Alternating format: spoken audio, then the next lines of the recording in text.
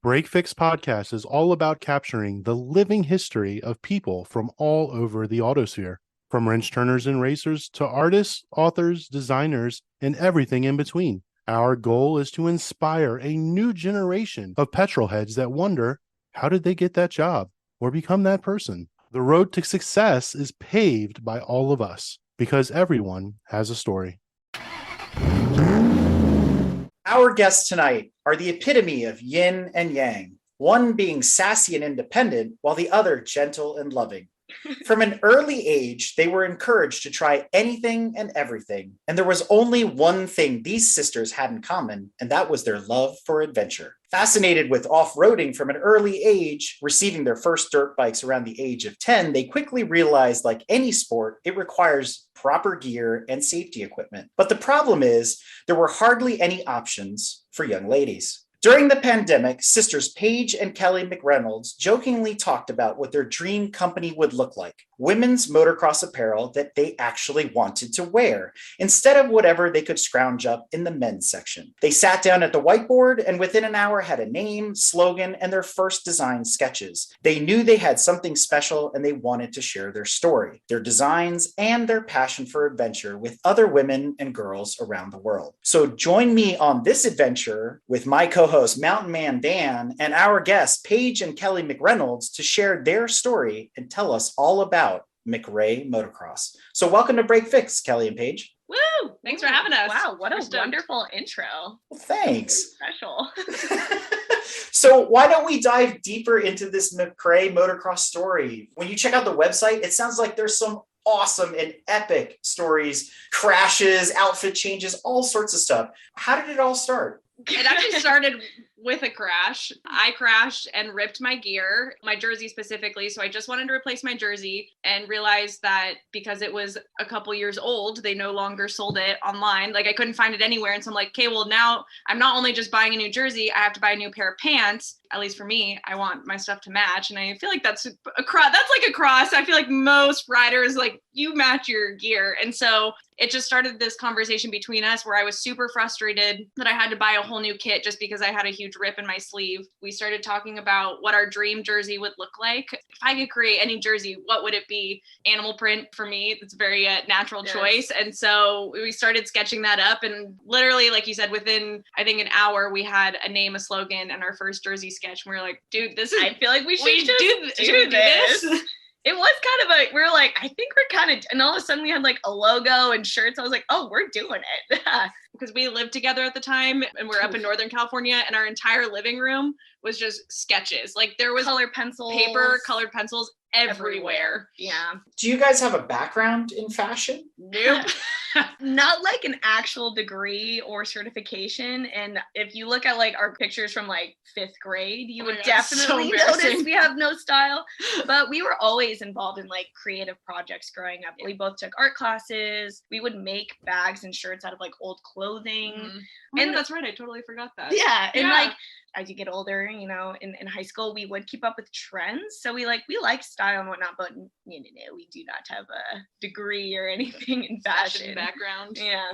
So we started riding, learned how to ride when we were younger. And then I think for both of us, at different times, we took time off, mostly when we were, I think, a little bit older in high school and then went to college. We both went to Sonoma State, so we weren't home. That wasn't something that we did by ourselves. And it wasn't until we both moved back to the area that we really started getting back into it, made friends that ride that were our own age. We got had our own bikes that we could take with us. And all of a sudden we realized we could do all of this by ourselves. Like, why do we have to be with our dad to do it? Why do we have to be with family or friends? We can ride all on our own. We can take our bikes out by ourselves. And to add to it too, we were like on and off with dirt biking just because our family does so many other sports. Like each season has its sport we do. So summers was for wakeboarding and then winters was for skiing and snowboarding. And we always had other stuff going on. And I feel like for racing, you really have to, it's a full on sport. Like I played soccer, she played softball. Like we know what it means to dedicate. And I just don't know if we'll ever have like the full time and energy to be like full on racers, but we definitely definitely want to race in the future. And that's also kind of why it took so long to get to this point. But it's kind of perfect timing, like our age, and now just feeling so dedicated to the sport that we want to create a business around it. So growing up sounds like a family affair, but going out there riding and whatnot, were there other girls that rode with you? Did you ride with other guys, just you guys, like out with the fam by yourselves? So yeah, it was normally Me like and Dad. our dad and his friends, and then his friends' sons, and that's how we became friends with a lot of some of our best friends now was through that. For the most part, we were always the only two girls. There were a couple of rides where some family friends, like a couple maybe older women would go riding with us. Up until like a year ago, we haven't really had any friends our age that ride that are female. Yeah. That just became very normal for us. Like we didn't even really think about, I mean, it sucked. Like, it was a bummer. Like, man, Forced us to get really close, you know? well, yeah, but it's like we just were always riding with the dudes, and that's just how it was. And there wasn't really any other option or we didn't see any other option at the time. Yeah. And we're very family oriented. So, I mean, of course we had like friends growing up, but our family does a lot. Too much. Yeah. Together. Like we would ditch out on plans with friends because their dad's like, we're going to Mammoth next week. And we'd be like, all right, bye. So I feel like it felt really normal. Now it's like, we're like, oh my God, there's all these other people that ride that are our age. Cause we were used to riding with just our family. It's rare to meet as many people that do as many hobbies as we do. And we're beyond spoiled with how much that our parents have encouraged us to do and gotten us involved in. So I think we were just like, this is, it's our parents and us that do all this stuff together, but it's awesome to now expand that. And through our company, we have found so many other people that like to do what we do. So you guys mentioned that you guys were up in the Northern California area. I've only ever ridden out in California one time. That was down a little bit south of the Fresno area. Is the terrain up in Northern California similar to that, or is it more mountainous or more mountainy, like a Mhm. lot more redwood, mountain, rock, A little more single track. I would say a lot more Mhm. single track. That's probably why we stay away from it. I don't do well on single track. It's too much pressure to keep your tire in such a small. we need space. I need space to make a mistake Yeah. because if I veer off, I need to be able to course correct and come back. More so like you see that rock and you're like, don't look at the rock, you're gonna hit the rock. And I'm like, all I'm doing is looking at the rock. Then you hit the rock and all of a sudden you're off trail. And I'm like, every time. Shouldn't have you looked at the definitely rock. have to master the art of balance when you're doing trails like that. And we ran into you guys at the Mint 400, which is the complete opposite of single track, right? I mean, it's as wide as it can be. The motorcycles have their own thing. I mean, I can't believe how long they were out there. I mean, absolutely all day. Do you guys see yourself maybe one day doing something like the Mint 400, something big? Hey, I don't know if my knees. Not what I thought you were gonna say. I forget my knees could handle that much. We have some genetics in our family that has given bad knees to Paige, but I really think Why not? why not? Like you said, we really want to try riding. I think getting involved in this, it makes us just want to try new things. We don't want to say no to anything if we haven't tried it. And we are pretty decent riders, I feel like. Not amazing, but like we're definitely I think we surprise people. We're ambitious obviously riders. we're eccentric and we're a lot. And I feel like people don't expect us to be on 250s, which is, we get that a lot, especially at events like the Mint 400 and whatnot. And then people go riding with us and they're like, I'm not gonna lie, you're a lot better than I thought you were gonna be. Nice. So why don't we crank up the Wayback Machine a little bit and talk about Paige and Kelly, the young ladies, right before MCREY Motocross, and talk about your experience in dirt bike racing and what seems like hair scramble and some other things. You got into it honestly, right? Sounds like from your parents and from your dad. So what was that like, getting on a bike at 10 years old and then going into racing? We've never raced, actually. We were going to start racing this year and then we didn't register for the Biltwell 100 in time. Stay tuned. We are going to race eventually. But for us, I think I was in middle school and you're in elementary school. Yeah. And we came home from school one day. The garage was open. There was a 150 and a 110 sitting in the garage. And we pull up and dad's just like, girls. You can tell that we impersonate our dad a lot. And he's like, girls, you're going to learn how to ride a dirt bike. And we're like, I don't even know what this is, but sure. And then a couple hours later, this semi truck pulls up in front of our house. And we're like, what? And this crate gets dropped off. Literally, it's a go-kart with a roll cage. And dad's like, we're going to build it. And by we, he meant him. But we became like a full off-road family in a matter of like 3 days. And I was like, do we know what this is? Like, we don't know what this is. Yeah. Two quick questions. One, the brand of the bikes that were in the garage when you came home that day, and do you still show loyalty to that brand, or do you not show any brand loyalty for the type of bike you ride? We do show brand loyalty. So the 150 was a Honda, and we are both Honda gals through and through. We've only had Hondas since. The 110 was a Suzuki. Mhm. Tell us maybe like one of your most epic stories or one of those adventures that you look back on and go, that was absolutely amazing. Well, because when you said epic, like the first thing that came to mind is when I crashed into 2 trees. Yeah, that's what I thought about. Oh, did you? Oh, okay. But that's not epic. Like, ooh, that was slick. I went riding with my friends in Gorman, which is, I mean, it's Southern California. I'm trying to think of like how to describe where it is. There's some open trail, but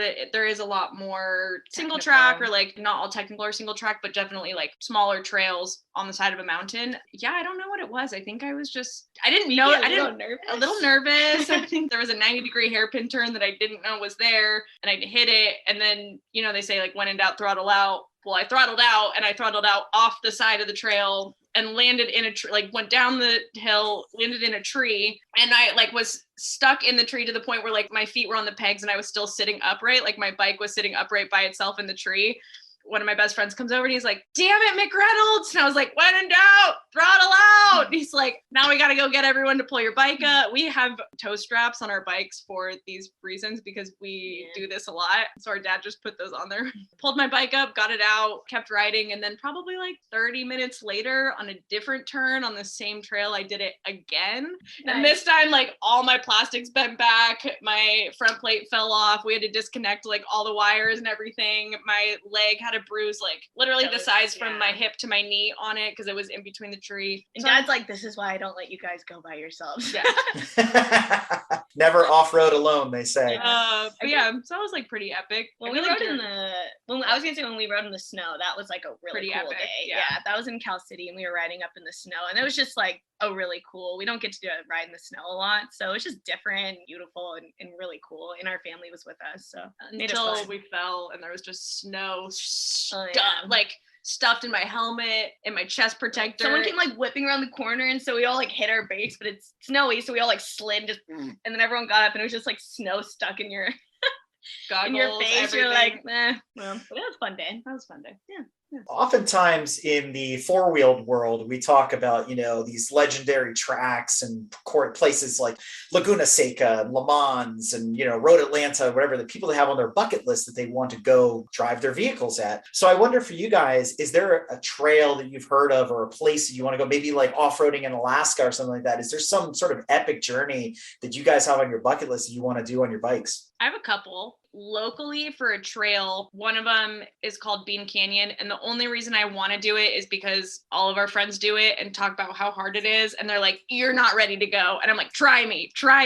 I'm like, come on, take me out there. I want to try and do it. I know it's hard. I know I'm not gonna do it well, but the fact that everyone tells me how hard it is and they're like, oh, maybe you're not ready, makes me want to do it even more. Yeah, I feel like Bean Canyon for us, because for that reason. Also, we got to do the Sierra Safari because our dad does it, and it's this ride up in Mammoth Lakes, and it's 3 days, right? Yeah. And it's like, it's pretty extensive. My dad's like, you can't. Before he's like, you guys can't do it. Like it's 3 days, 120 miles a day. It's too much. It's a lot. It's too much. So it's rocky. We always mess with him. We're like, 1 year, we're going to show up without telling you. And we're going to be like, surprise. So I feel like we have to do that. We've just been talking about it for so long. I feel like those are actual. Well, you know what? I don't want to say that. I think everything's tangible, but those I think I can see in the much closer future. But I think one thing that would be really awesome is riding on a supercross track. Like I don't want to ride I don't need anyone else on the track with me. Like I'm not trying to race anyone. Liability reasons, no one else is going to be allowed. Yeah. Like for their safety, no one else could. I think it would be really awesome just to have the opportunity to like ride my bike around the track. Yeah. Just to say you did. Any of the supercross tracks, I don't care which one. And I think at Loretta Lynn's as well. I think that would be really cool just to say I rode my bike around the track at Loretta Lynn's. Yeah. We generally don't get too many two-wheel enthusiasts on the show, and we're aiming to correct that by getting more individuals such as yourselves on. So a lot of times we often ask questions like, what's your thought on the sexiest car of all time, ugliest car of all time? But in your guys' case, for motorcycles, what is your favorite bike, sexiest bike, worst bike you've ever ridden, things like that? I mean, have you seen our bikes? I was going to say, I feel like if we say anything other than our own bikes, then we got to go. We're done. We got to go. I'm not gonna lie, I love our bikes. I really do. Yeah. You could I know, talk about go the for it. I know you talk about the yeah. Okay. Well, no, I was just gonna like, I think our bikes are cool just because we have MCREY graphics on them and they match other than our numbers, but like we have our butterfly on it and the MCREY logo and use our colors. But then we also have our individual seats. So my seat is leopard print and Kelly's is sparkly gold. We call it the Dolly Parton seat. So I mean, you know, I look at our bikes and I'm like, She looks good. that's my baby. So there's no like 3-bay bucket list, like you want a Ducati and a Triumph and, you know, whatever in your garage of, you know, in your collection of motorcycles, nothing like that? We did recently go to a street motorcycle event. Mm-hmm. And we kind of were thinking like maybe a pair of Harleys would be really cool Yeah. to Hey add now. to the collection. I was looking at this like 1973 street Honda. I was like, that's a pretty sweet butt. It's on Craigslist. So I got her saved. So, you know, I feel like we got to come back to that one. We'll check back in with you. I mean, because dirt bikes, we got to stick with Honda through and through. The rest of our lives, Honda. But street bikes, we'll come back because our family's like not big on. Our mom works in insurance, so for her street bike, she's like, nope, liability. But maybe now that we're older, you know, and we just met that community of women that ride street bikes, and it was just very cool. And we've rode our dirt bikes just like on the street in the neighborhood. I'm like, man, I could just like see myself. I could do this. Yeah, so it's something we might be entertaining. I thought we're entertaining soon. So we should probably go back to talking about what this episode is about, which is MCREY Motocross. I gotta say, I love the whole slogan. It's what got my attention, which is the design to get dirty. I just love that. And the quote on the website really kind of sets the stage. Shopping for women's Motex gear can be frustrating and disappointing. The prints are undesirable. The fit is terrible. We hear you. We are you. You know, they say necessity breeds invention. In this case, necessity begets a business. So let's talk more about the products you offer, how they're designed, how they're different, you know, and those kinds of things. What are you putting out there? You know, really focusing on, we have street apparel. That's what's currently available on our website. I think our street apparel is awesome, but that's definitely like, that was not the focus of this business. Our main focus is women's motocross kits. So the jerseys and pants that you wear when you ride. For us, like the jerseys specifically, so we made a lot of technical enhancements to the jerseys that we feel like make them better suited for a female rider. So designs alone are just like nothing we've ever seen before in the motocross or off-road industry. You know, tailoring the sides so that it fits a woman's natural curves a little bit more, shortening the hem so that they don't go down to our knees and like bunch up when we try to tuck them into our pants. And then we came up with a snap design. So on the front of the jersey, there's 4 snaps on each side of the front, and you open them up so you can pull them over your gear without it getting stuck on anything, on any of your protectors, and then you just snap them closed. And then for the pants, same idea. Like we made a lot of technical enhancements. We basically we took what we had and we're like, okay, what do we like about this and what do we not like about this? And we asked a lot of our friends, a lot of the women riders we've met over the past couple of years, and we're like, what is your ideal pair of pants? And so higher waisted, more stretch panels, like women's pants. I think sometimes our friends in other companies think like it's for women, it needs to be skin tight. And it's like, I don't want to wear skin tight clothing while I'm riding. That's not comfortable. And so that's what we're focused on. That's what sets us apart. I mean, again, I think our apparel's cool, but at the end of the day, like it's apparel. It's apparel. You have a huge challenge in front of you because let's face it, men's sizes and cuts are pretty standard, large, extra large, 2XL. And then you got 36, 38, whatever size you are in your inseam. And it's pretty basic, right? But women come in, I hate to say, all shapes and sizes. So you guys have to have like just a mountain of challenges ahead of you to say what works, what doesn't. And to your point, stretch panels, this and that, to make a size sort of work for people. So how have you overcome that? Yeah, you know, on one hand, we want to be as inclusive as possible for everyone in the community. And I think another big thing for us is there might be women who aren't in the community yet, but they don't feel like that there's a place for them. And so we want to open that door for other women to see the industry and to see us and our company and be like, okay, I can do this too. Like I can go buy a bike. I can learn how to work on it. I can do all this stuff by myself. And so all that being said, we want to be extremely inclusive, but there is only so much we can do within our budget and our first run. And so for the first run of pants specifically, because I think we will run into more hurdles with the pants than the jerseys, we did what we felt was standard sizing. So small through extra large based on our sizes. And we feel like we're pretty like standard in terms of we're not at one extreme or the other. And so we kind kind of use Like, that why as the not? starting point. Yeah. And, we just ask for patience from everyone else that it will take some time and a little bit of extra cash flow to get those additional sizes. And we have a lot of ideas about, okay, these are going to be our super durable waterproof pants. And then we're going to have a pair of extremely comfortable, soft canvas pants that are tailored maybe more to the ladies who like to sit around the campfire as much as they like to like putt around on their bikes. And so we have ideas where you're going to create products that fit everyone, and everyone's not only just fit physically, but style and needs. We just need a little bit of time to build that inventory. Yeah, we just have to take it one day at a time. Honestly, like we do have a lot of ideas, and not just for this sport, but for other sports to include women. And so starting with one pair of great pants, and then we want to hear critiques. We want to hear what other women have to say, like, hey, this didn't fit my body and this is why. Great. We want to hear it. So then when we bring out new pants, we want to one day be able to provide it so it can fit as many body types as possible. And like Paige said too, with the streetwear and also what other things we'll be bringing out, we're hoping to include women who are like diehard riders and want to get out there and get into racing, but also other like women that do want to just chill at the campfire and maybe like ride in a razor or something. Like we want everyone to feel welcome in this community. And you're 100% right, because the challenges exist also in the four-wheeled community, where if you look at women's driving suits, the Nomex suits and things like that, it's all just super boxy. And I hate to say unflattering.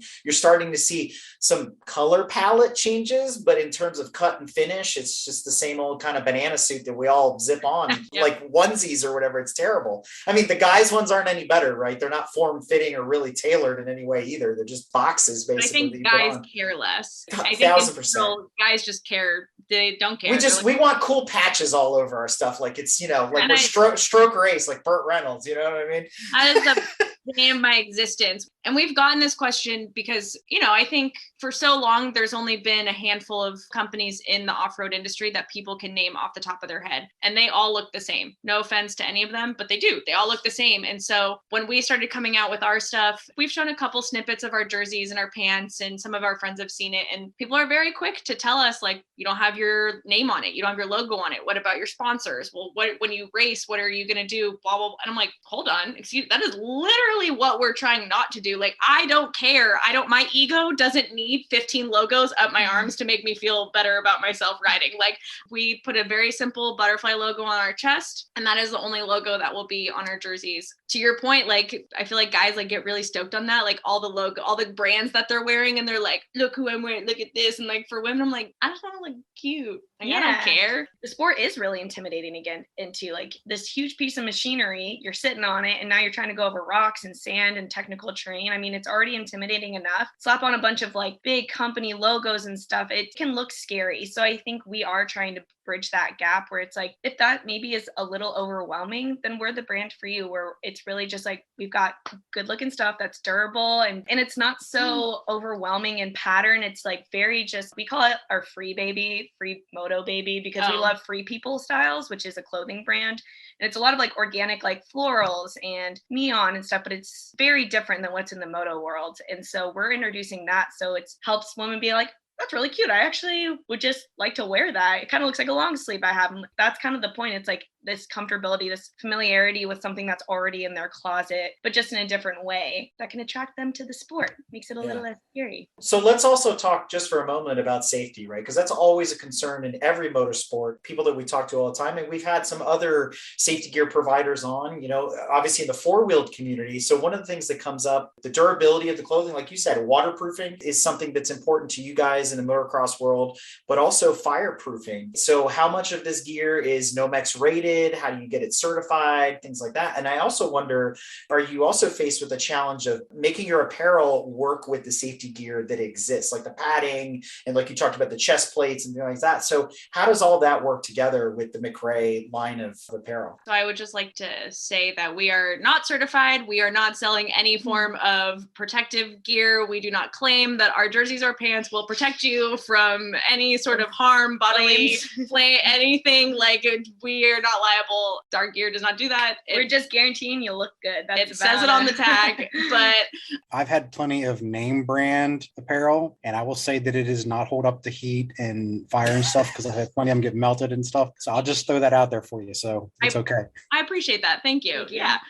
We've done our research, and especially I think for the pants, to try to find the best materials possible that we think will work. And so we're not using a leather, but sometimes there's a leather patch or a Dyleema or something on the side of your leg. That's the leg that's especially the one that sits next to all your pipes and your motor and whatnot. We took all the fabric samples and hung them on, the hangers that have the little clips on them. And I turned my bike on and I ran my bike for like 20 minutes and I hung the hanger next to that with all the fabric samples and just let them sit a centimeter from the hot pipe for about 15-20 minutes. And we like pulled everything up and some of them had started melting. So we were like, that one's out. Yeah. Some of them held up really well. And we're like, okay, that's a good option. So we have done our research in terms of trying to use the best material, because obviously we want to use stuff that holds up. We don't want it to rip in the first wear. We don't want it to start melting, just because your leg is sitting next to the pipe. And so all that being said, we're doing our best. I'm sure as we grow and as we are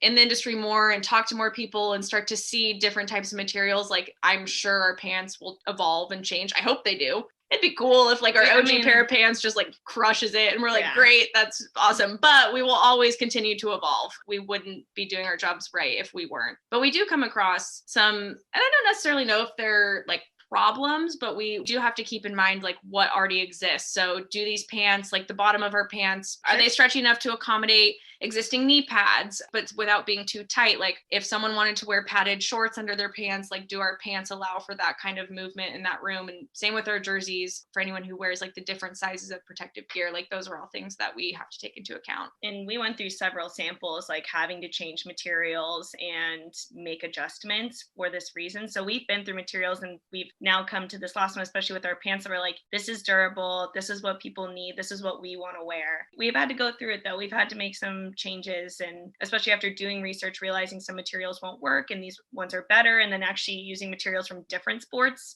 on our pants, we're like, this is actually going to work way better, particularly from a woman's body too, with like certain stretch panels.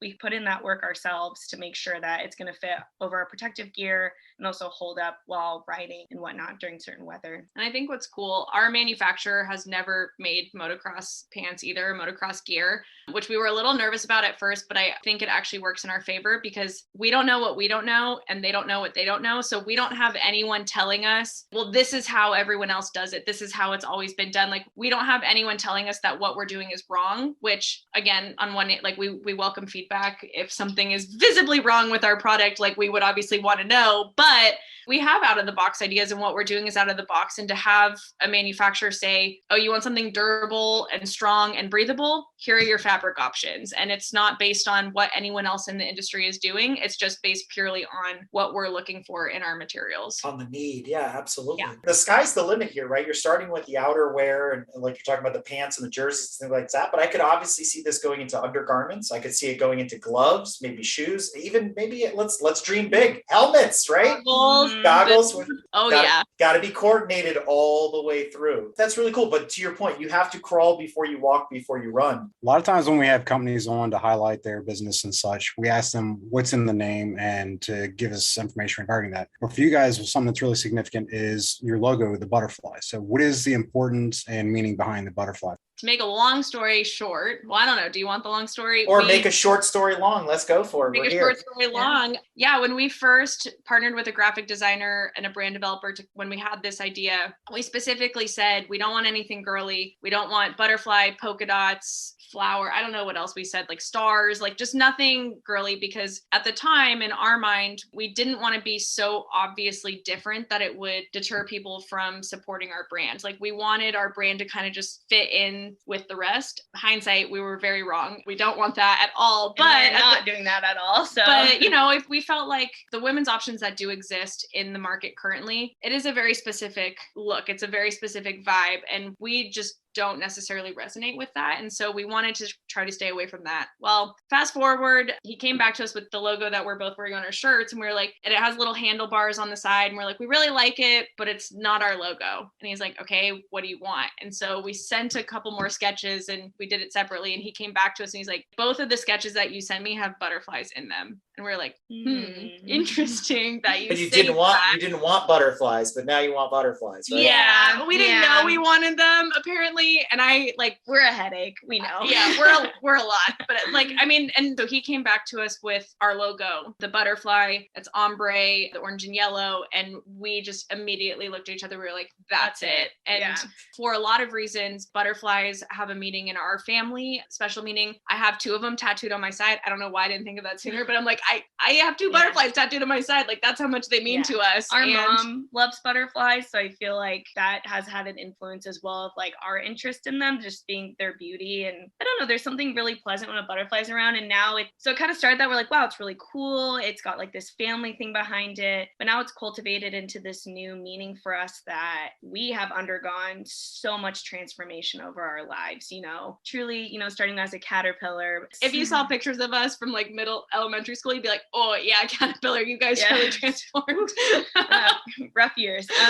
There is this form of transformation that comes with the butterfly, and especially starting this business together, our relationship has transformed so much, and we're kind of spreading our wings and finding our way and really embracing our own authenticity, but then what we bring to the table together, definitely. And we couldn't do it because of that yin and yang style we have. That's really what makes this business what it is. Like, I don't think it would have the same success if it was only one of us. It's just been interesting how that's now like it's turned into this thing where it's really about transformation, and how we hope too that people see the butterfly and they're like, you know what, I can make that change today and be the woman I want to be, or be the girl I want to be. And I can like start that change now. We're hoping that this butterfly can be a representation of being bold, being courageous, getting on that dirt bike, going fishing with the boys, getting your girls to go out fishing with them. We really hope that when you look at our butterfly and everything that it embodies, that's what you feel. I'll say I can definitely have a strong appreciation for you guys trying to get women into the sports, because for years, being a father of a little girl, when she was first born, my aspiration was for her to become the first professional motocross rider, but I don't think it's going to happen. But she still likes to go out and ride, so I'm okay with it. We'll sponsor her. We'll do if our she best. does, we will sponsor her. Absolutely. I've seen, like you were mentioning earlier with road bikes and stuff, I've noticed in probably the past a much larger presence with women coming out riding, because I ride street bikes as well. I love seeing more women involved in it, because if there's more women involved in it, and like Eric was mentioning earlier, we're trying to spread the enthusiasm across all spectrum of motorsports. And one of the key areas is the youth and women, in my opinion, to get them more involved. So what you guys are doing, I applaud it, because I really see the need in that. And I think there's a quote on the website, if you don't mind me stealing yet another one, because it leads me into my next point that kind of summarizes this whole thought. And it reads, "The butterfly symbolizes everything women are and who we hope to become. Bold, beautiful, elegant, unique, and transformational." That really resonated with me, and I think it's very true. But it also speaks to your guys' creativity and the writing on the website. I think this is something that goes unappreciated about the MCREY Motocross website, because there's a lot of these like golden nuggets in the blogs and on just simple things like the About Us page, where you're giving people these titles like, VP of treat distribution and all this fun stuff. And it's super engaging, and it makes me want to read more and stay on the site and do all these kinds of things. So, you guys are very multi-talented. You're very clever. And I think it speaks across the board in terms of the brand and what you guys are doing and thinking outside of the box. So I really got to applaud you guys for that. Thank you. Actually, Paige is responsible for the website 1000%. I mean, too, you're asking like, oh, do you guys have a background in fashion? Nope. And we're not racers. We don't have a background in these things. Paige was in anything that we're doing. Yeah. And I honestly think that gives us a leg up in a lot of ways. She was a communication major. So you can see from her website, Paige writes beautifully. Thank you. When she would write all my speeches for stuff, she really knows how to grab someone's attention in that sense. And so that's her background. She also has worked in like corporate America with different companies and whatnot. And then I was a psych background. You want me to do yours? It does. Kelly had a psych background.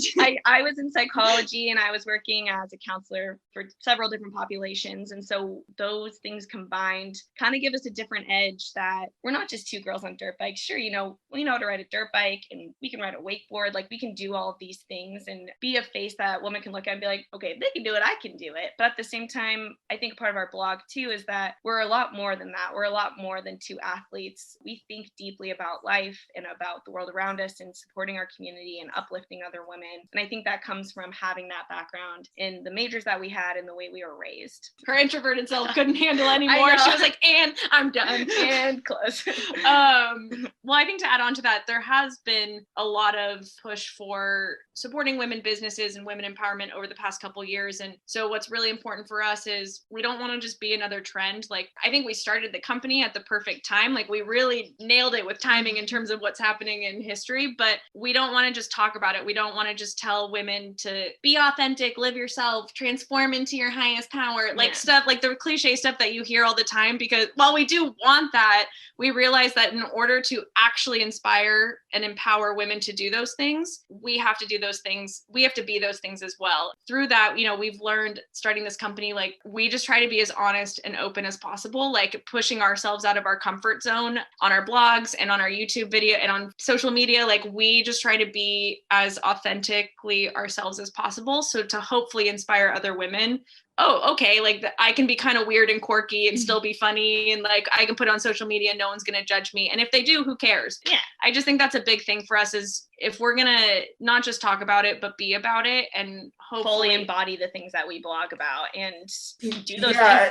And I think the bigger difference is when you look at your guys' website versus a lot of other ones that are out there, you can tell it's the same level of professionalism you'd expect from any website today, but there's a sense of realness there. And there's a sense of you guys coming through that you realize very quickly, this was not written by some guy in a cubicle who cranks out 50 of these a day and is just regurgitating the same stuff. It's like, this is legit. This is for real. And it speaks to both of you guys. And so again, I found it to be a lot of fun and I'm looking forward to whatever the next blog post is that comes out. I also want to turn this around because you hit on my next really important point, talking about doing it rather than saying it, being that beacon, being that role model, being that hero for young ladies. And so I wonder if a young girl walked up to you today and said, why do you race? Why do you do this? What would you say? We've had a couple instances where young girls have come up to our booth and it has made us cry. I mean, like I like Terry talking about it now. It has made us cry because they're so excited about seeing something so cool and beautiful like a butterfly, but then it's also for women, like just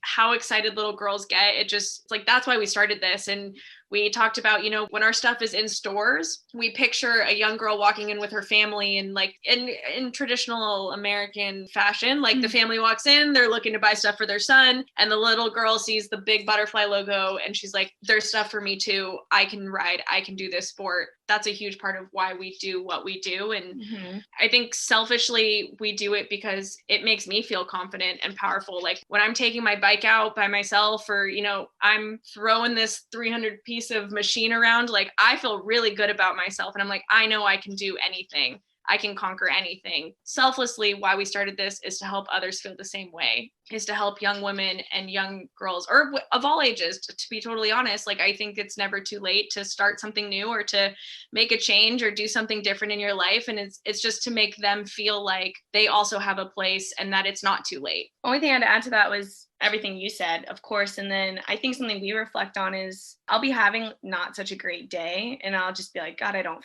feel beautiful. I don't feel like I'm enough. And why would this person be interested in me? I don't even know if these people like me. I'll be having these negative thoughts and I'll check in with myself for a second. I'm like, hold on a second. Like I can kick butt on a dirt bike. I can get it on a trailer by myself. I can tie that thing up and get out there and I can jump on a wakeboard and I can do all these things. Like there's something about like getting involved in these sports that we think is like so important to just find your thing that you like, because there is something so empowering about it. And then I like check in and I'm like, I'm just kidding. I'm a badass lady.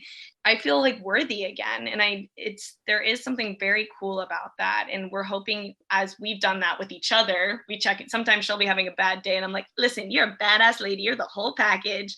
We do it for each other all the time. Like, this brand is our life. Like, that's why, you're saying on our website that it doesn't sound like someone else wrote it. It's because it's not. And this brand is really us sharing our lives and how we live and what we think with everyone else, because I think it's so important to share. To borrow a phrase, you guys are sending it to like the full extent, right? So I love it. I love it. Full send. To add to that, you mentioned you have a psychology background. The past 2 years with the whole COVID and all that has been very stressful for everybody. And I see it extremely stressful for females. Like you were mentioning, you think about the fact you out there on a bike and slinging around like it's nothing, hitting them jumps, hitting them curves.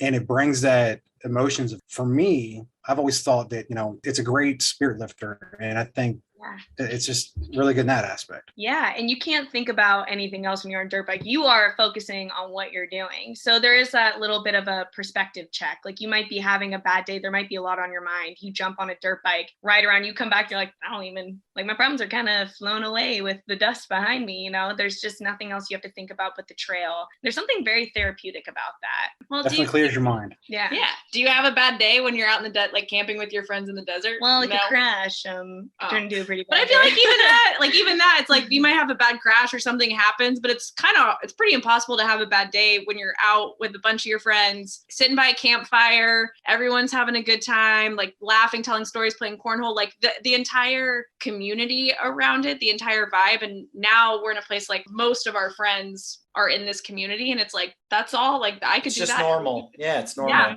Yeah. And even with the days that you have bad crashes or stuff, when you're back at the campfire and everybody's safe, nobody was injured, that's when it turns into laughing time. Eric will mention I've had my share of rising from our guys in events, so it increases the mood. It brings a lot. All I'm going to say is we have video to prove it, and I'm going to leave it where it is.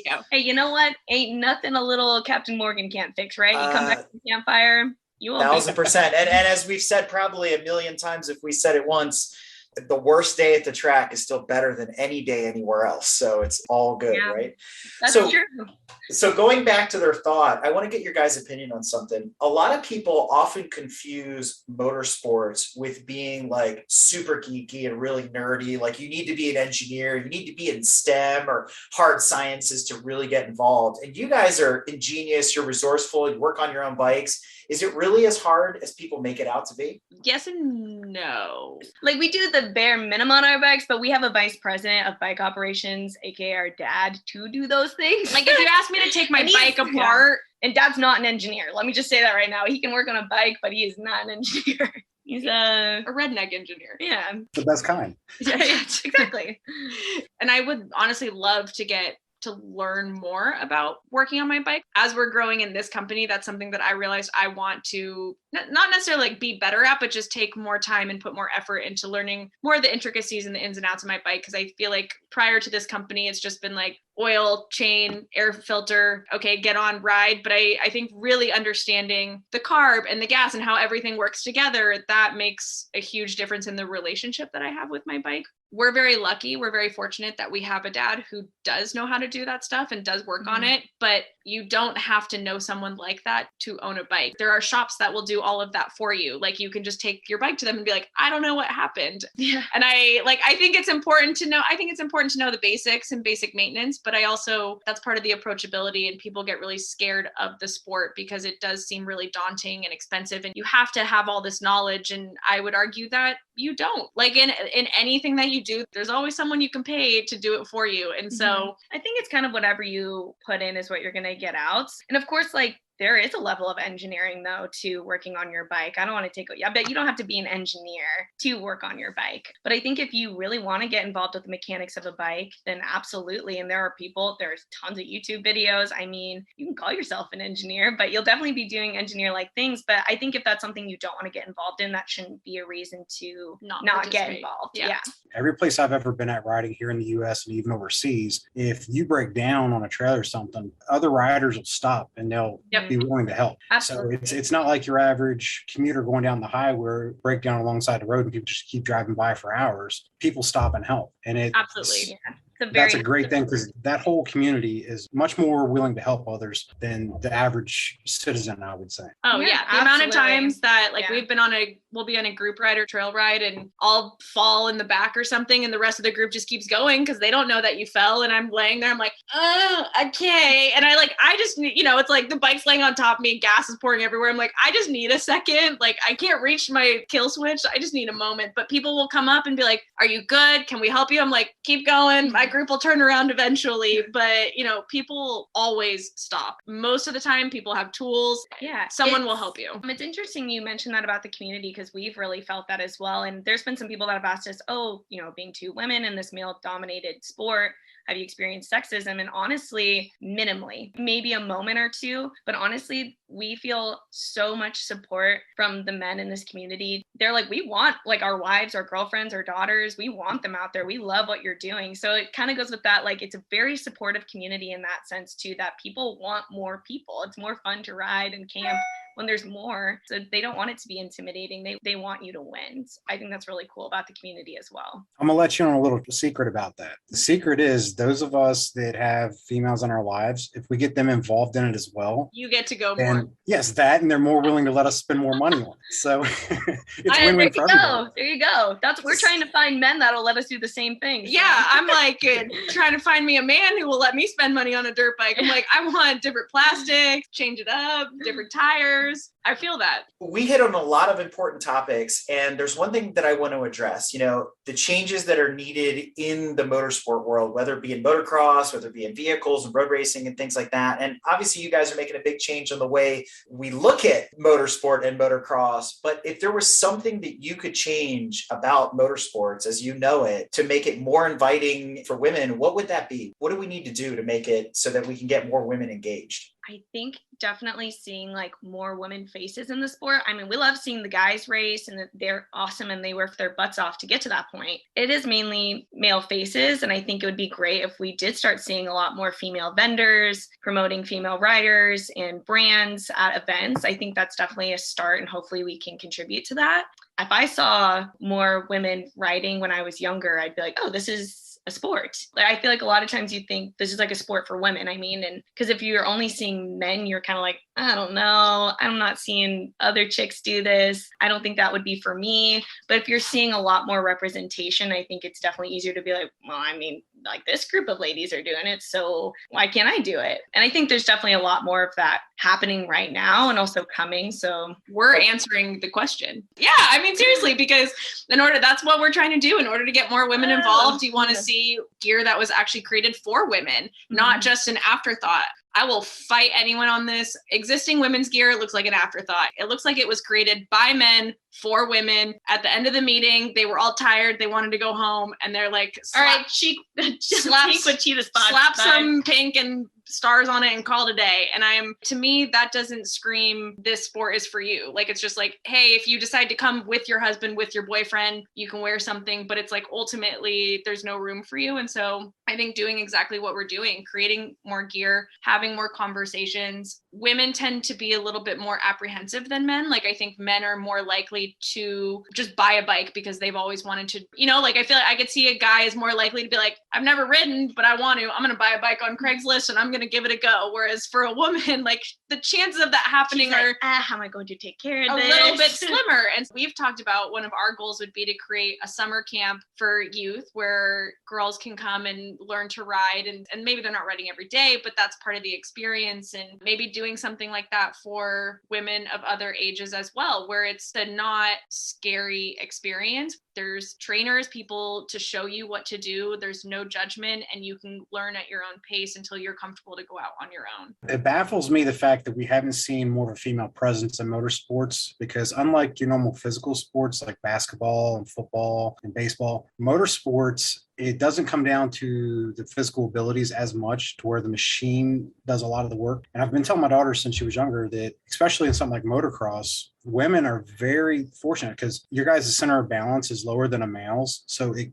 actually makes you guys a better rider in many ways. And the fact that we haven't tried as a society to push more women to be on bikes out there, I'm just dumbfounded by the fact that we haven't done that. Well, and I think something that we've realized over, going back to like, we haven't experienced a lot of sexism. We've actually had a lot of support from men, but I think we had to overcome our own barriers that we created, a little bit of an imposter syndrome that because we haven't raced, people throw names at us all the time. And I'm like, I'm going to be honest, I don't know who you're talking about, or because we can't take our bike apart and put it back together. Like, I think people are very quick to judge your existence in the industry based on those things. Who do you know? Can you take your bike apart? What have you won? What have you raced? And so we had to realize it doesn't make us any less, like it doesn't make us bad riders because those things. So we're just going to be honest and we're going to say like, we don't know, but we'll Google it later. That sounds cool. Like, so I think that's the first piece of it, that it is intimidating. And I don't know if I would have gotten into it had it not been for our dad, like putting us on a bike and being like, go for it.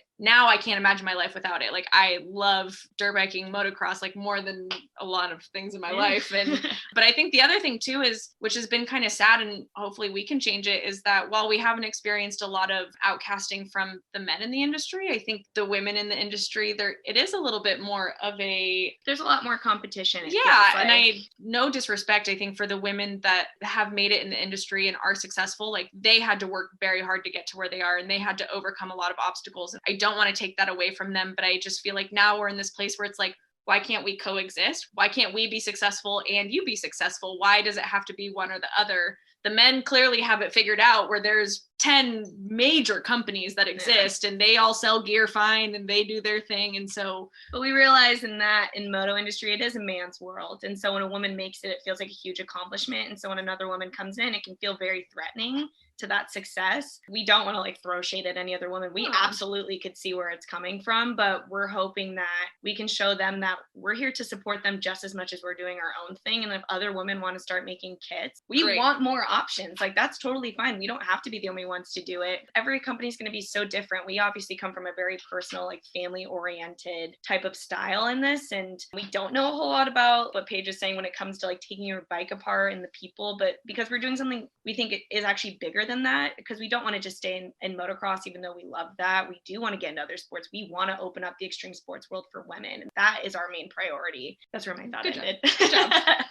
And that actually leads into another question, maybe a combination of questions here. So pants and jerseys and things like that, are there any new products that you want to talk about that are coming online, while this episode is airing? Any shout outs, promotions, anything you'd like to share? Our jerseys, we are pretty confident that they will be launching by mid-April at the latest. We're ready to go. Our jerseys are in production, and the second that we get them in hand, we are launching them, because this has been a very long time coming, and we've just, with the pandemic and everything else, we've experienced a lot of roadblocks. So let me tell you, we threw ourselves into the fire and we're learning how to fire dance, and it's been really fun. Hey, shout out to my business partner, my sister, for being really awesome. Shout out to our parents for allowing us to live a very unconventional life. Paige was born first, and they're like, okay, a daughter. Like, we'll try again. My dad's like, we'll probably get a son the second time. Then I came out, and they're like, $2. My dad's like, damn it. He's like, I'm treating them both like sons. I don't care. And like, I guess that ended up benefiting us in the end. There was really nothing our parents told us we couldn't do, sports-wise. Obviously, there were a lot of things. There's some other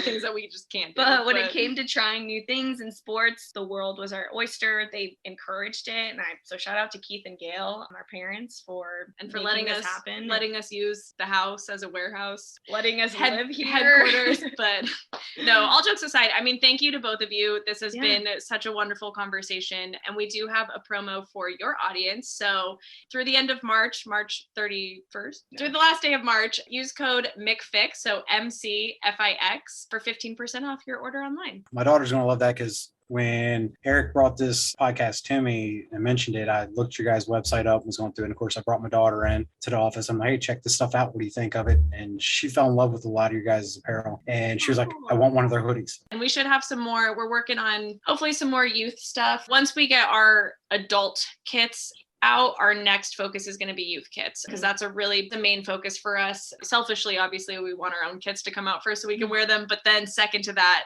we really want to make youth kits. And Mhm. so, yeah, if your daughters have any recommendation for prints, styles that they'd like to see, I mean, because I'm not 7, unfortunately, so I just don't know what's cool anymore. I envision, something with unicorn, like something cool. It might have with, to be more of my style. Yeah, Kelly's probably going to design our youth Yeah. line.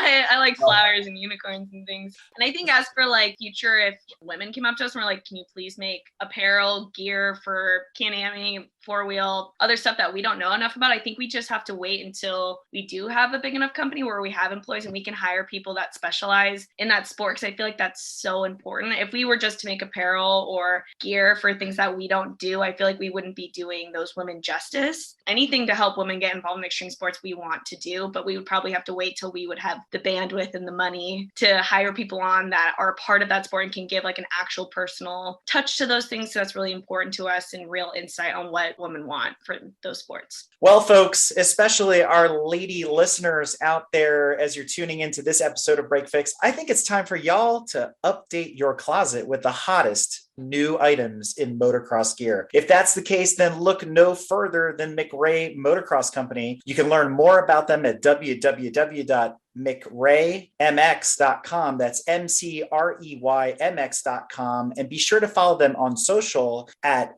MCREY_MX on Instagram, MCREY Motocross Company on Facebook, at MCREY_MX on TikTok, and they have a YouTube channel. Don't forget to keep up with all their very clever blogs, and be sure to check out our follow-on article on gtmotorsports.org for more details about this episode. Paige and Kelly, I cannot thank you guys enough for coming on the show. This has been an absolute treat. You guys are a bundle of energy and inspiration, and I really wish you guys the best of success as you launch your new line and everything. We look forward to seeing what comes next. Awesome. Thank you for having us. Thank We're you stoked so to be here. much. Sorry we talked your ear off. By we, I mean you. And by we, I mean me.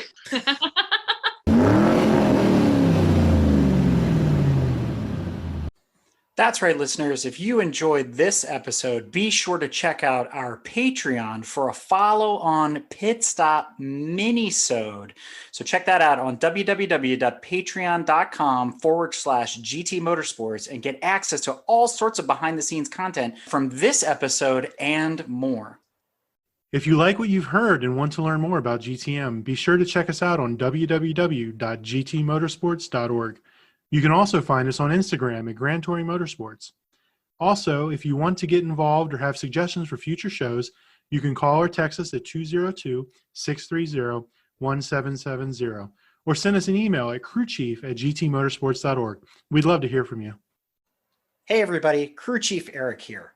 We really hope you enjoyed this episode of Break Fix, and we wanted to remind you that GTM remains a no annual fees organization. And our goal is to continue to bring you quality episodes like this one at no charge. As a loyal listener, please consider subscribing to our Patreon for bonus and behind-the-scenes content, extra goodies, and GTM swag. For as little as $2.50 a month, you can keep our developers, writers, editors, casters, and other volunteers fed on their strict diet of Fig Newtons, gummy bears, and Monster.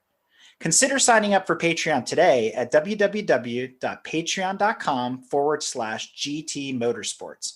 And remember, without fans, supporters, and members like you, none of this would be possible.